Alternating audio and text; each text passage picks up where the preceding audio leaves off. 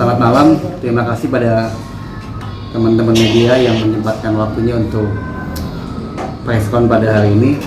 Sebelumnya saya mengucapkan selamat berbuka puasa tadi ya. Ini adalah bulan yang baik untuk kita semua, terutama kami yang beragama Muslim. Mudah-mudahan di bulan ini amal ibadah kita, puasa kita diterima oleh Allah Subhanahu wa Ta'ala. Dan yang lain-lainnya, mudah-mudahan yang sakit disembuhkan, yang sedang kehilangan arah atau ke jalan yang salah semoga dikembalikan pada jalan yang benar. Dan semoga yang bertikai diberikan hati yang lembut untuk bisa berdamai. Bukan untuk yang ini saja, ini untuk semua. Siapa tahu kalian juga punya permasalahan yang sama gitu. Pada hari ini adalah Ibu Amalia yang sebelumnya saya sudah melakukan preskon bahwa Ibu Amalia ini adalah istri dari seorang BP yang telah melakukan pernikahan siri pada tahun 2018 dan telah dikaruniai seorang putri yang berusia 2 tahun, dan sekarang Ibu Amalia sudah dan telah mengandung anak yang kedua. Alhamdulillah sudah memasuki kandungan 7 bulan, dan menurut perkiraan dokter bahwa jabang bayinya adalah laki-laki. Saya minta doa semoga sehat, baik ibunya maupun anaknya.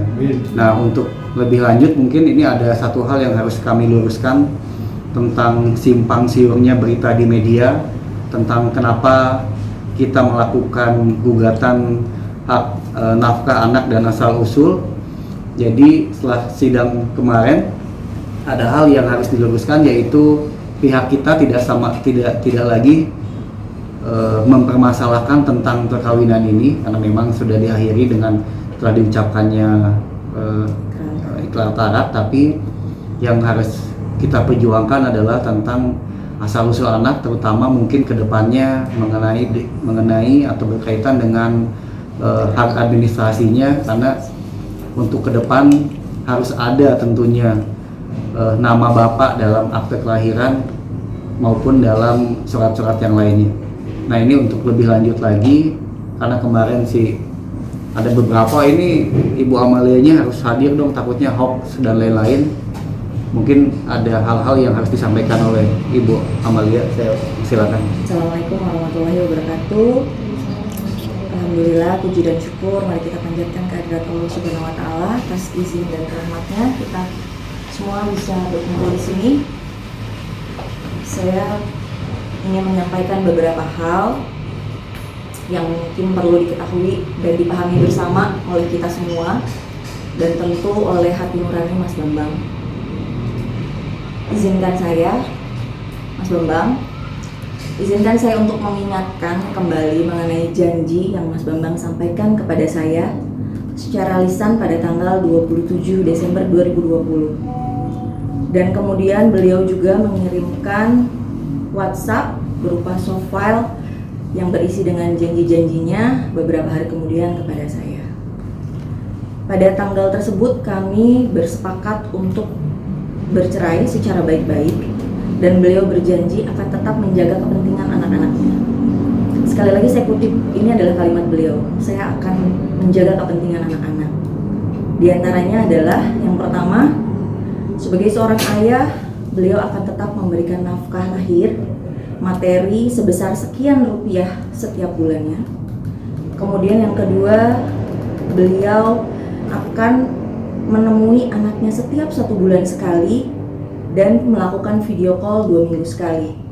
Yang ketiga, beliau akan menanggung biaya persalinan yang akan diberikan kepada saya pada bulan Mei 2021. Dan yang keempat, beliau akan menanggung biaya sekolah anak-anak sampai dewasa. Seberjalannya waktu, beliau hanya melakukan transfer bulanan saja yang dikirimkan melalui rekening Mbak Tribona Tunggadewi.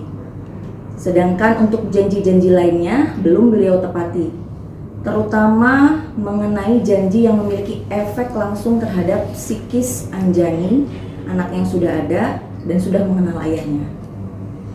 Berbagai upaya kami lakukan secara persuasif untuk mengajak beliau bermusyawarah kembali, baik melalui pejabat-pejabat di Persija ataupun surat secara pribadi ataupun surat melalui pengacara. Namun tidak mendapatkan respon yang positif. Pada dasarnya gugatan ini dilayangkan semata-mata semua untuk kepentingan anak-anak dan sesungguhnya untuk memberikan kesadaran atau menggugah hati nurani Mas Bambang sebagai seorang ayah untuk bertanggung jawab terhadap anak-anaknya. Ya, jadi kita berkirim surat ke Presiden Persija, kemudian ke Pak Ferry juga, tapi tidak ada respon. Ya mungkin memang itu yang terbaik bagi mereka ya, kita nggak tahu juga ya. Ada yang dua yang di dalam kandungan. Iya.